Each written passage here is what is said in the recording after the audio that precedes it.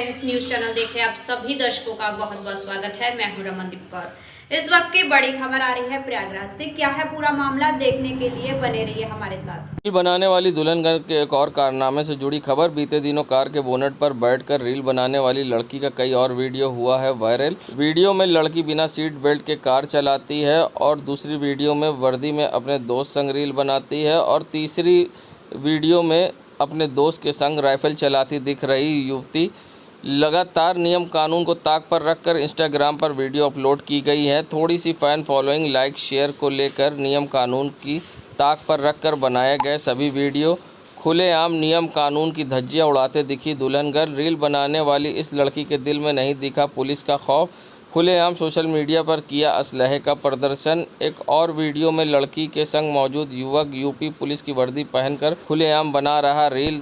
बता दें, जहां पब्लिक वाइब ने पहले भी बोनट पर बैठकर रील बनाने की खबर दिखाई थी, जिसके बाद युवती का 15,500 रुपये का गाड़ी का चालान हुआ था। खुलेआम रील बनाने वाली लड़की वेरोनिका चौधरी अपने इंस्टाग्राम अकाउंट पर वीडियो अपलोड की है। बीते दिनों अतीक अशरफ की हत्या में शूटर पत्रकार बनकर आए थे और दिल्ली कोर्ट में वकील बनकर महिला पर हुआ था हमला।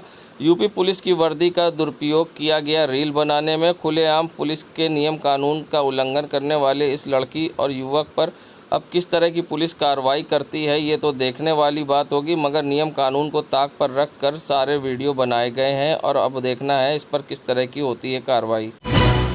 संगम नगरी प्रयागराज, जहां बाहुबली पूर्व सांसद अतीक अहमद और उसके भाई अशरफ की भले ही हत्या हो गई, मगर उनके अपराधों की फेहरिस्त थमने का नाम नहीं ले रही। वहीं एक अनोखा पोस्टर सोशल मीडिया वायरल हो रहा है, जिसमें जावेद उर्फ पप्पू गंजिया समेत एक और व्यक्ति की फ़ोटो है। बता दें, जहां एक व्यक्ति ने मदद की गुहार पुलिस से ट्वीट करते हुए लगाई है, जहां इब्राहिम नाम के व्यक्ति ने पुलिस को ट्वीट किया और कहा है कि जावेद उर्फ पप्पू गंजिया, अतीक अहमद और साथ ही नूर मोहम्मद, ये सब भूमाफिया हैं और नूर मोहम्मद अतीक अहमद का आदमी है और उसकी ज़मीन पर कब्जा कर रखा है और साथ ही उसे धमकी दे रहा है। फ़िलहाल अतीक की मौत के बाद भी उनके गुर्गे धमकी तो दे रहे हैं लोगों को, मगर सबसे बड़ी बात है कि ये पोस्टर अब सोशल मीडिया वायरल हो रहा है, जिसमें अतीक अहमद, जावेद उर्फ पप्पू गंजिया और नूर मोहम्मद को साथी बताया जा रहा है। अब देखना होगा इस पर किस तरह की कार्रवाई होती है। पोस्टर सोशल मीडिया पर हो रहा वायरल। संगम नगरी प्रयागराज, जहां अतीक अहमद के वकील विजय मिश्रा पर लगा 3 करोड़ रुपए की रंगदारी मांगने और जान से मारने की धमकी का आरोप। विजय मिश्रा अतीक के परिवार का लड़ रहे हैं केस। बता दें, प्लाई और माइका व्यवसायी ने अतरसुइया थाने में दर्ज कराया मुकदमा। 20 मई 2023 को अतरसुइया थाने में सईद अहमद नामक व्यक्ति ने विजय मिश्रा के खिलाफ दर्ज कराया रंगदारी मांगने और धमकाने के मामले का आरोप में FIR। सईद अहमद की दुकान से विजय मिश्रा के घर के 1,20,000 रुपये की प्लाई और माइका गई थी। उधार पैसे मांगने पर विजय मिश्रा ने धमकाया, ऐसा सईद अहमद का आरोप। सईद अहमद के अनुसार विजय मिश्रा अतीक और उसके गुर्गों के नाम की धमकी देकर 3 करोड़ की रंगदारी की मांगी है। विजय मिश्रा ने जान से मारने की धमकी दी है, ऐसा आरोप सईद अहमद का है। बहरहाल मुकदमा दर्ज कर पुलिस मामले की जाँच में जुट गई है। अब देखना होगा इसमें आगे क्या होता है। अतीक अहमद के अधिवक्ता विजय मिश्रा ने अपने ऊपर रंगदारी के लगे आरोपों को बताया गलत। विजय मिश्रा का कहना है कि हमने कोई भी इस तरह की धमकी नहीं दी और सईद से मेरी पहले बात हो चुकी थी। सईद की और मेरी कॉल रिकॉर्डिंग पुलिस ने सुनी और पुलिस ने सईद को पर दबाव बनाकर मेरे ऊपर FIR दर्ज कराई है और साथ ही पुलिस ने सईद को हिरासत में भी लिया था। ऐसे में क्या कुछ कहना है विजय मिश्रा का, आइए दिखाते हैं। मेरे ऊपर लगाया गया है, सरासर झूठा है, बेबुनियाद है और मेरे ऊपर दबाव बनाने के लिए FIR कराई गई है, फर्जी तरीके से FIR कराई गई है। इसका वास्तविकता से कोई लेना देना नहीं है। क्या है था पूरा मामला और इस पूरे मामले में किस तरीके से आपने क्या अपना पक्ष किस तरीके से रखा है? चूँकि मामला कुछ और था, इसको जो है पुलिस प्रशासन द्वारा मामला कुछ और ही बना दिया गया है।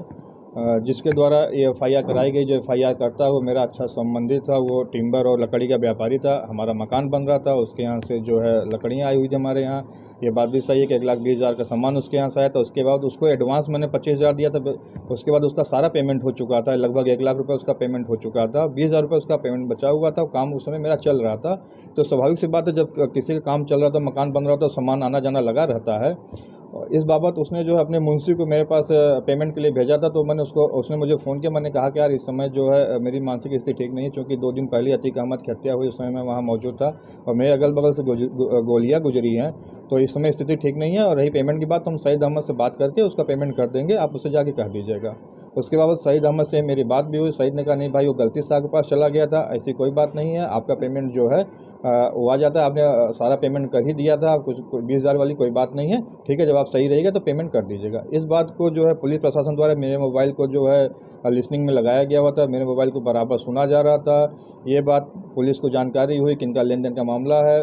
पुलिस द्वारा सईद अहमद को पकड़ लिया जाता है, 5 दिन अपने साथ रखा जाता है, टॉर्चर किया जाता है। टॉर्चर करने के बाद उनसे ये कहा जाता है कि विजय मिश्रा वकील के खिलाफ एक प्रार्थना पत्र रंगदारी का दो, तब तुम्हें छोड़ा जाएगा। और मरता क्या न करता, उसको अपनी जान की बनाई हुई थी, उसने जो है मजबूरी में एक प्रार्थना पत्र दिया पुलिस को, उसके बाद उसको छोड़ा गया। इस बात की जानकारी उनके घर वालों ने मुझे दी थी कि 5 दिन से पुलिस उसको पकड़ के रखी है। आपसे बात होने के बाद, जब उसने आपसे पेमेंट की बात की थी, जो आपको सामान गया था उसके उधार मांगने के लिए जब आपको उसने फ़ोन किया, उसके बाद उसको पुलिस पकड़ के ले गई है और 5 दिन से छोड़ नहीं रही है। पुलिस ने उसको इसी शर्त पे छोड़ा कि तुम विजय मिश्रा के खिलाफ एक प्रार्थना पत्र दो, तभी तुमको छोड़ा जाएगा। उसी के बाबत ये जो है फर्जी तरीके से FIR दबाव बना के करा दी गई है। सर अब आपका, क्योंकि पूर्व में भी मैंने जो है, चूँकि मुझे जानकारी हुई थी कि मेरे ऊपर दबाव बनाया जा रहा है, कई बार मुझे अधिकारियों द्वारा मुझे बुलाया गया था और ये भी कहा गया था कि आप अतीक अहमद का मुकदमा छोड़ दीजिए, आपको फाइलें पुलिस प्रशासन द्वारा मुहैया कराई जाएंगी, आपको पैसे भी दिए जाएंगे अतीक अहमद के जो है मुकदमा छोड़ने के एवज में। तो मैंने उनसे साफ साफ मना कर दिया था कि मैं अपने प्रोफेशनल लाइफ में ब्लैक स्पॉट नहीं लगाऊंगा और मैं मुकदमा नहीं छोड़ूंगा अपनी तरफ से। क्लाइंट कहेगा आप मुकदमा छोड़ दीजिए तो मैं छोड़ दूंगा। जब उन्होंने हर तरीके से दबाव बनाया, मुझे प्रलोभन पैसे का दिया, पुलिस प्रशासन द्वारा पैसे का प्रलोभन दिया गया, फाइलों का प्रलोभन दिया गया, जब मैं उनकी बात नहीं माना तो उसके बाद उन्होंने यह हथकंडा अपना के मेरे ऊपर FIR कराई। इस बाबत ये जो है फर्जी तरीके से FIR दबाव बना के करा दी गई है। सर अब आपका, क्योंकि पूर्व में भी मैंने जो है, चूँकि मुझे जानकारी हुई थी कि मेरे ऊपर दबाव बनाया जा रहा है, कई बार मुझे अधिकारियों द्वारा मुझे बुलाया गया था और ये भी कहा गया था कि आप अतीक अहमद का मुकदमा छोड़ दीजिए, आपको फाइलें पुलिस प्रशासन द्वारा मुहैया कराई जाएंगी, आपको पैसे भी दिए जाएंगे अतीक अहमद के जो है मुकदमा छोड़ने के एवज में। तो मैंने उनसे साफ साफ मना कर दिया था कि मैं अपने प्रोफेशनल लाइफ में ब्लैक स्पॉट नहीं लगाऊंगा और मैं मुकदमा नहीं छोड़ूंगा अपनी तरफ से। क्लाइंट कहेगा आप मुकदमा छोड़ दीजिए तो मैं छोड़ दूंगा। जब उन्होंने हर तरीके से दबाव बनाया, मुझे प्रलोभन पैसे का दिया, पुलिस प्रशासन द्वारा पैसे का प्रलोभन दिया गया, फाइलों का प्रलोभन दिया गया, जब मैं उनकी बात नहीं माना तो उसके बाद उन्होंने यह हथकंडा अपना के मेरे ऊपर FIR कराई। इस बाबत मैंने चीफ जस्टिस ऑफ इंडिया को भी पत्र लिखा है, चीफ जस्टिस हाई कोर्ट को भी पत्र लिखा है, माननीय मुख्यमंत्री को पत्र लिख के सारी बातों से अवगत कराया, हाई कोर्ट के अपने बार के अध्यक्ष को भी पत्र लिखा था। इसके बाद हाई कोर्ट के बार अध्यक्ष ने CP कमिश्नर से बात भी की थी, अपने जिला बार के अध्यक्ष मंत्री को भी पत्र लिखा था, जिसके बाबत उनसे मुलाकात भी हुई थी। तो ये बिल्कुल जो है फर्जी तरीके से मुझे फंसाया गया है दबाव बनाने के लिए। ये भी कहा गया कि अतीक अहमद, जबकि एक मंद बुद्धि बालक भी इस समय जान जाएगा कि अतीक अहमद के अधिवक्ता है, अतीक अहमद अशरफ की हत्या हो चुकी है, तो एक मंद बुद्धि बालक भी इस तरह की हरकत नहीं करेगा किसी से रंगदारी मांगने की, जो आरोप मेरे ऊपर लगाया जा रहा है। तो स्वाभाविक सी बात है, ये बुद्धिजीवियों का समाज है, सब जान रहे हैं कि पुलिस द्वारा ये दबाव बनाने के लिए ही FIR कराई गई है। सर शौकत हनीफ से भी स्टेट थी, तो लगातार इस तरीके से जो आपके ऊपर अलग अलग आरोप लगाए जा रहे हैं, कहीं ना कहीं कोई एक षड्यंत्र की बात सामने आ रही है। जी हाँ, बिल्कुल, ये मेरे खिलाफ एक प्रशासन द्वारा षड्यंत्र रचा जा रहा है कि मुझको पूरी तरह से फंसा दिया जाए, इससे मैं उनके मुकदमों की पैरवी ना कर सकूं। सर परिचय दे दीजिए। विजय मिश्रा, एडवोकेट, इलाहाबाद। संगम नगरी प्रयागराज के करेरी थाने में तैनात SI गिरीश राय का एक वीडियो वायरल हुआ, जिसमें अधिवक्ता उनसे सवाल कर रही कि आप महिला के घर रात में क्या करने गए थे बिना लेडीज कांस्टेबल के। इस पर गिरीश राय जवाब देने से कतराते दिखाई दिए। बताते चले गिरीश राय ये वही पुलिसकर्मी है जिन्होंने अतीक का नाम लेकर कारपेंटर को धमकाया था। ये अभी 10 मिनट पहले एक वीडियो और मेरे पास है, मैं अभी उस पर भी वायरल करती हूँ। शाम को 6 बजे के बाद ये सिर्फ महिलाओं वाले घर में जाते हैं और ये गंगागंज का एक मोहल्ला है जहाँ पे ये खड़े होके अभी इस तरह से, ये इनका रवैया है। बार बार मैं इनको 3-4 बार बता चुकी हूँ फ़ोन पे कि मैटर हमारा मामला न्यायालय में विचाराधीन है, उसके बावजूद भी ये जाते रहते हैं। क्या चाहिए आपको बताइए? क्या एविडेंस चाहिए आपको? एविडेंस क्या चाहिए पहले बताइए, आपको समय क्या था आने का? वहाँ महिलाएं थी, आप क्या करने गए थे? आपका परमिशन है? किसी की परमिशन? 6 बजे के बाद किसी महिला के घर पे जाना असंवैधानिक है। Do you know? मैं बाहर नहीं, आप बाहर नहीं थे, वीडियो बनी है। पूछ लीजिए। आप क्या कर, जब मेरी आपसे फोन में बात होती है तो आप क्या करने गए थे वहाँ हमारी आपसे कब बात पे? हुई? सुनिए पहले मेरी बात, हमारी वर्दी का गुरूर हमको मत दिखाइए। हम तो 365 आपसे ऐसे खड़े रहते हैं यहाँ के हाई कोर्ट में, आप हमको ना बताइए ठीक। आप क्या करने गए थे मेरे घर वहाँ पे? अरे उसमें IGRS पड़ा था, तो भागे क्यों वहाँ से आप? मैंने आपको बोला ना कि रुके रहे, मैं आ रही हूँ। हमने कहा कि कोई कोर्ट का आदेश क्यों भागे आप? क्यों भागे? आपको नहीं पता कोर्ट का नाले नहीं चलना करना? हमको नहीं जानकारी। हाँ, व्हाट्सएप खोलिए अपना, हाँ व्हाट्सएप खोलिए। इससे पहले आपको नहीं भेजे थे? आपने हमसे क्या ऐसे कहा? बात मैं नहीं चौकी हुई है। इंचार्ज हो, किसी भाई से बात करूंगा? कितने बड़ा रंगबाज हैं आप? किससे? आज 6 बजे के बाद क्या करने गए थे मेरे घर पे? अरे आप किसी गार्जियन से बात करते हैं ना, आप क्या करने गए थे? गार्जियन को तो पूछने आपके बाद बोला गया था कि 6 बजे के बाद आप घर ठीक जाइए, है। बोला गया था। क्या? आज 6 बजे के बाद गए थे ना वहाँ पे, करिए नहीं अरे गए? मैं- CCTV लगी, इसमें रिकॉर्डिंग है। एक मिनट, मैं बाद में बात करूंगी आपसे। सुनिए पहले, सुनिए। क्या करने गए थे? अरे IGRS से पूछने गए। IGRS पे आप किसी महिला के 6 बजे के बाद घर चले जाएंगे आप?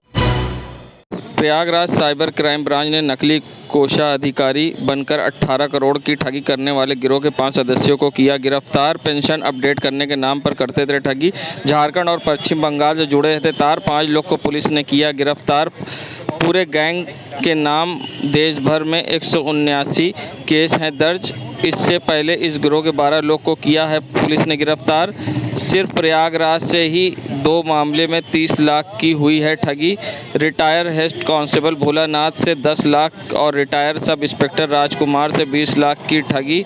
गिरफ्तार लोगों में झारखंड के 2 और पश्चिम बंगाल के 3 लोग शामिल हैं। वहीं पुलिस अब इनको गिरफ्तार करके इनसे पूछताछ कर रही है और गिरोह के और सदस्यों का पता लगा रही है। सर, साइबर ठगी का एक मामला सामने आया है जिसमें लगभग 20-30 लाख की ठगी का मामला सामने है।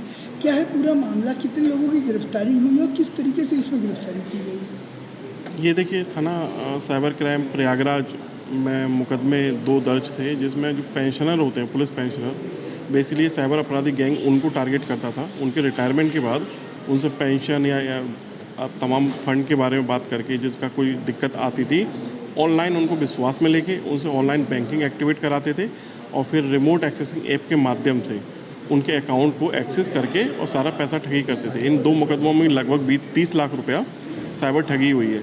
फिर हमारी प्रयागराज टीम ने इसको पूरी तरह से एनालिसिस किया और जो भी खाता धारक थे, जो भी विड्रॉल कर रहे थे, जब पैसा खर्च हो रहा था, उन सबको ट्रेस किया गया और ट्रेस करने के बाद इसमें कुल 5 लोगों की गिरफ्तारी की गई है, जो बंगाल, पश्चिम बंगाल और झारखंड के रहने वाले हैं। और सभी वो लोग हैं जो प्रत्यक्ष रूप से इस अपराध से जुड़े थे और इस जैसे अन्य बहुत से अपराधों से जुड़े उनकी जानकारी प्राप्त हुई है। इनके खिलाफ जो अभी तक मोटा मोटी अभी तक हमने चेक किया है ऑनलाइन, तो पूरे देश भर में 180 रिपोर्ट लगभग हुई हैं इनके खिलाफ, इनके और इनके गैंग वालों के खिलाफ में। तो उन सब पे भी कार्रवाई की जा रही है। बाकी एजेंसियों से संपर्क करके इनके खिलाफ सख्त से सख्त कार्रवाई की जाएगी और बाकी जो बचे हुए गैंग मेंबर्स हैं उनके खिलाफ भी कार्रवाई की जाएगी। सर, इसमें आपने जैसे मेंशन किया है कि इसमें NCCP और इस तरह के कई ऐप्स के माध्यम से एक्सेस हुए हैं और इसको वहाँ से गिरफ्तारियाँ सुनिश्चित की गई हैं। ये ऐप किस तरीके से हैं और इनसे आम जनता को किस तरीके से लाभ मिलता है? देखिए, मतलब ये MHA के अंडर में इंटीग्रेटेड पूरा एक्शन प्लान है साइबर क्राइम की रोकथाम और उसकी इन्वेस्टिगेशन करने के लिए। तो तमाम सारे पोर्टल्स होते हैं जिसमें देश भर के साइबर अपराधियों का डेटा रहता है। तो एजेंसियां उन डेटा के माध्यम से हम लोग पता करते हैं कौन किस ग्रेविटी का साइबर अपराधी है या हमारे यहाँ पकड़ा गया साइबर अपराधी कहीं और इन्वॉल्व तो नहीं है, जिससे कि इनके खिलाफ अच्छी तरह अभियोगात्मक कार्रवाई की जा सके। और बाकी जागरूकता के लिए भी MHA का पोर्टल है, हेल्पलाइन है, साइबर जागरूकता हेल्पलाइन है 1930, cybercrime.gov.in साइट है। इन पे भी आम आदमी एक्सेस करके अपने साथ हुई साइबर क्राइम की घटना को रिपोर्ट कर सकता है और तुरंत निजात पा सकता है अपनी चीज़ों के लिए।